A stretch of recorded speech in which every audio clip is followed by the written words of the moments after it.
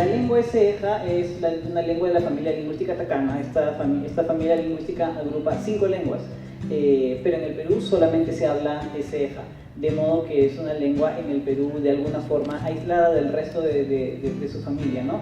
Aunque algunos cejas transitan libremente entre la frontera Perú-Bolivia y para ellos no hay restricciones de traslado, ¿no? Porque tienen derechos indígenas. Tiene 4 vocales y 17 consonantes, y allí pueden ver cuál es todo el inventario. El apóstrofo que ven después de la D es una consonante glotal, que es como O, algo así. Entonces es una consonante un poco difícil de pronunciar, un poco especial, ¿no? Bueno, lo que les dije antes, según la UNESCO, la lengua ceja está en serio peligro de desaparecer, y pues ellos mismos, a iniciativa propia, a falta de una iniciativa del Estado, están emprendiendo una revitalización lingüística. Bueno, y empezamos con la metodología. El trabajo yo lo hice en 2 estadías de campo en las comunidades de Infierno y Palma Real. Infierno está a las orillas del río Tambopata, que en lengua nativa se llama Baoaja. Y la comunidad de Palma Real está en Madre de Dios, que en lengua nativa es Enajay, que quiere decir río grande, ¿no? Es una comunidad muy estrechamente relacionada con los ríos, y por eso es que yo trato precisamente el tema de los peces, porque pues, como están muy cerca del río y tienen mucho conocimiento, son grandes navegantes, el conocimiento sobre peces que manejan es amplísimo, y por supuesto no está registrado.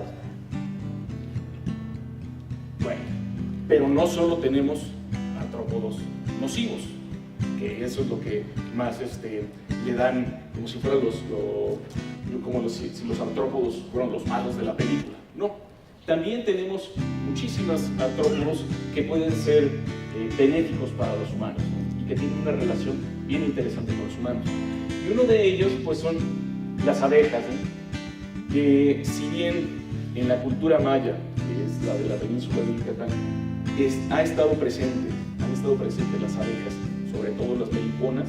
Melipona de era la Xunancap, incluso tenían hasta su deidad, ¿no? Amunkencap, que era la deidad, la guardiana de las abejas. El problema es de que con la introducción de las abejas europeas hubo una competencia incluso en lo que ellos han estado trabajando, y bueno, sí les da económicamente, sí les reditúa más tener apis mellifera que tener meliponas, ¿no? Incluso lo han adaptado tanto que es casi normal que los pobladores tengan mínimo 20 colmenas por campesino, ¿no?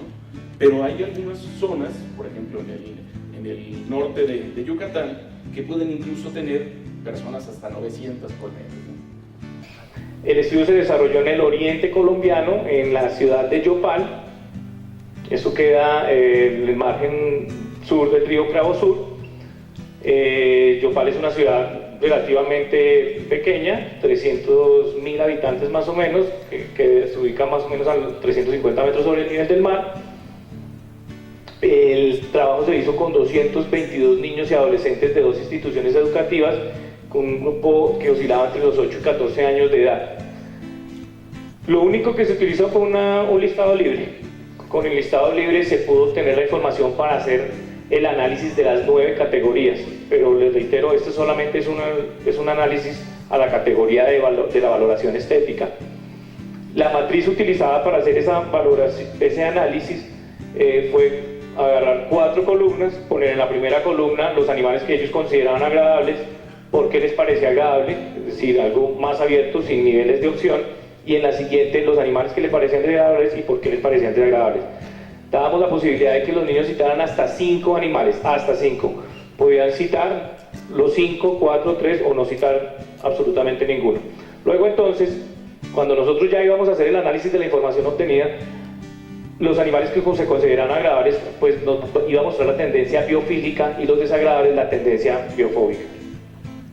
Para hacer esa interpretación utilizamos la técnica de interpretación etnográfica desde adentro y desde afuera, teniendo en cuenta que las afirmaciones que ellos hacían era el desde adentro, ¿cierto?, el inside, y lo que yo como investigador podía analizar o categorizar, pues iba a ser el desde afuera. Por ejemplo, ciertos invertebrados por ejemplo, insectos como mariposas, abejas, y animales domésticos como el gato, la vaca, el perro, son muy preferidos por las niñas, ¿sí? Y también animales muy grandes, como la ballena, como el oso y el caballo, ¿sí? Pero eso no está en esos resultados, sino que ya son resultados de la tesis. Pero no hay una diferencia tan marcada, porque cuando nosotros hacemos un análisis detallado desde la perspectiva dualista, no vamos a encontrar esas diferencias cuando utilizamos, por ejemplo, software que nos van a correr los programas y nos van a marcar unas tendencias. Al hacer un análisis cualitativo, nos vamos a dar cuenta que no existen diferencias tan marcadas. De un momento a otro fue saliendo el estudio, creo que fui redescubriendo el enfoque del estudio en la medida que iba haciendo el análisis. Había creado un cuestionario mucho más complejo, como de 3 secciones, y solamente me tuve que concentrar en interpretar la tabla que me inventé, ¿cierto? Y digamos que no pasó a mayores porque, o sea, pude determinar que podía darle otro enfoque al estudio. Me estaba orientando más por el enfoque biofílico, pero no sé, de un momento a otro se prende el bombillo y empecé a leer entre líneas que se estaban encontrando otras cosas que no eran evidentes, y ahí tuvo otro rumbo el trabajo de grado. Desde luego, cuando nosotros hacemos estudios de valoración animal, como se iniciaron en los años 70-80 en Estados Unidos y en otras regiones del mundo, pero especialmente en Estados Unidos, lo que nosotros estamos buscando es una discusión hacia lo político y hacia la responsabilidad que tenemos nosotros como sociedad de hacer conservación animal. Es decir, que la valoración animal está estrechamente relacionada con efectos en la conservación animal. Tú puedes hacer conservación animal a partir de la reacción, de los sentimientos, de las emociones, de la postura que tengan los ciudadanos frente a determinada especie. El caso como del jaguar, del oso andino, animales con los que son animales que son carismáticos, que son preferidos, a los cuales se muestra una tendencia biofílica, pues van a ser muchísimo más efectivas las estrategias de conservación. Pero es que tenemos que volcar la mirada hacia los otros grupos de animales, los animales con los que comúnmente se siente tendencia biofóbica, pero con la población que tiene esa tendencia biofóbica, porque nos dimos cuenta que no toda la población muestra fobia hacia esos animales. Bueno, buenas tardes, voy a presentar el tema denominado Conocimiento Local de los Primates, Ateles Geoffroy y Aulata pigra en comunidades mayas y mestizas de la Selva Lacandona, Chiapas, México. Bueno, como introducción, pues podemos decir que un componente importante de las selvas tropicales en México y la diversidad biológica, pues son los mamíferos terrestres.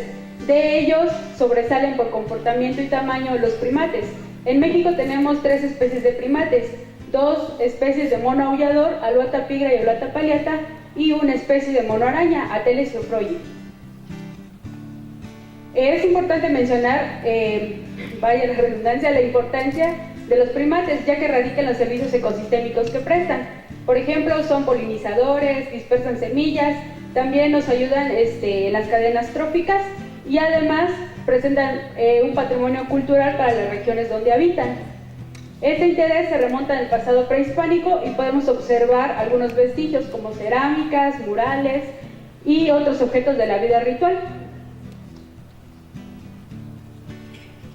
Bueno, esta interacción de los primates con los pueblos y el lugar donde habitan ha logrado generar conocimiento y con ello sobre la complejidad del sistema y la biodiversidad que la componen. Las selvas de México también han permitido el desarrollo de aproximadamente el 40% de los pueblos étnicos y a su vez cada grupo étnico construye una imagen distinta de ella, percibe y valora las especies de forma diferente y con ello podemos adoptar una estrategia particular las comunidades pueden adoptar estrategias particulares para usarlas o inclusive para eliminarlas. Por lo tanto, evaluar el conocimiento local nos va a permitir valorar la importancia de los primates referente al uso local, comprender los lazos culturales y sociales de las comunidades con estas especies y también nos va a permitir proponer estrategias de conservación y manejo en base a este tipo de estudios. Esta información corrobora mucho la información bibliográfica netamente biológica. Sin embargo, en este estudio se logró registrar también que existen microhábitats donde son muy abundantes, como los cañaverales o como cercanos a ríos o en los riachuelos. El dato de los microhábitats cercanos a ríos fue muy particular, ya que en la bibliografía no te describen, te dicen que no se encuentran cercanas a ríos.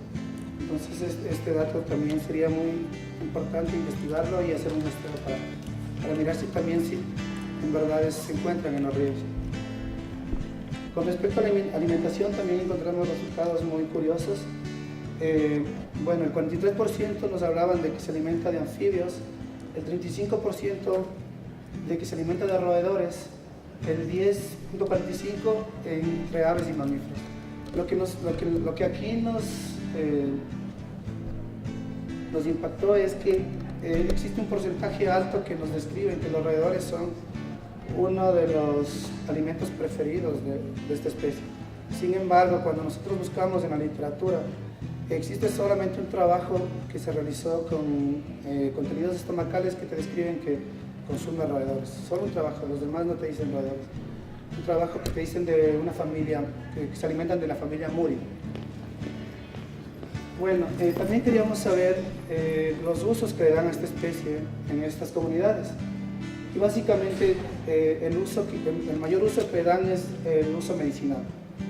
Y también nos sorprendió que este vipérido, que es una serpiente venenosa, también la consumían.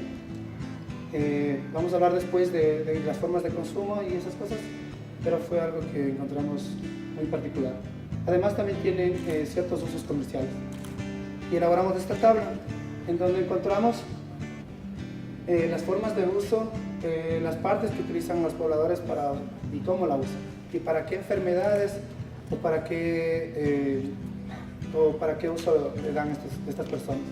Entonces, como podemos ver aquí, en el uso medicinal generalmente se utiliza la mitad del cuerpo, digamos. Ellos nos hablaban de que de la cabeza y de la cola le cortaban una cuarta, y esta, por ejemplo, para usos, para bebidas alcohólicas, la introducían en una botella, como pudieron ver antes aquí en una fotografía, en una botella de licor, y esta la consumían generalmente en las mañanas. Esta misma forma de uso también lo utilizaban para flotación para dolores musculares, para bebida como tratamiento para el cáncer, que fue un alto porcentaje. Sería algo muy interesante de investigar a nivel químico, cosas así. Y también como tratamiento para la próstata. Además, la manteca de esta serpiente la utilizaban como flotación para ciertas enfermedades que tienen que ver con el reumatismo, resfriados, para heridas, para ciertas sarpullidos o sarnas que tienen a veces los niños. Ellos nos hablaban de que esto lo pueden utilizar para curar estas enfermedades. Y dos personas nos hablaban de algo muy particular, en la que decían que la hiel, que es la bilis de la serpiente, al momento de que son picados, ellos tenían que consumirla unos 5 minutos después de ser picados por la serpiente, y esto le va a servir como antídoto. Nós fizemos uma pesquisa e o objeto fundamental da pesquisa foi a serpiente Venectes murinus. Em Brasil é muito conhecida como sucuri. Nos aspectos zoológicos relacionados ao homem, em localidades que chamamos de rurales e em cidades, em parte em São Paulo, pero é uma parte não muito perto da cidade de São Paulo. Acá algumas características do animal, é da família Boidae e ela é constituída pelas maiores serpentes não venenosas do Novo Mundo. Se sabemos que há hábito aquático ou semiaquático, conhecida muito por seu tamanho e robustez, porque é um animal muito grande, coloração é verde, com manchas ovaladas em negro por todo o corpo. Há umas faixas lateralmente na cabeça, que fazem com que as pessoas conheçam muito bem e distinguem esse animal de outras serpentes. Nosso objetivo era averiguar a relação etnozoológica estabelecida entre o homem e este animal por meio de obtenções de informações orais junto a estas comunidades no interior do estado de São Paulo e comparar com as localidades dos espécimes colecionados na coleção do Instituto Butantan. Acá, para mostrar para vocês onde é o estado de São Paulo, acá é a capital e aqui chamamos então o interior do estado de São Paulo.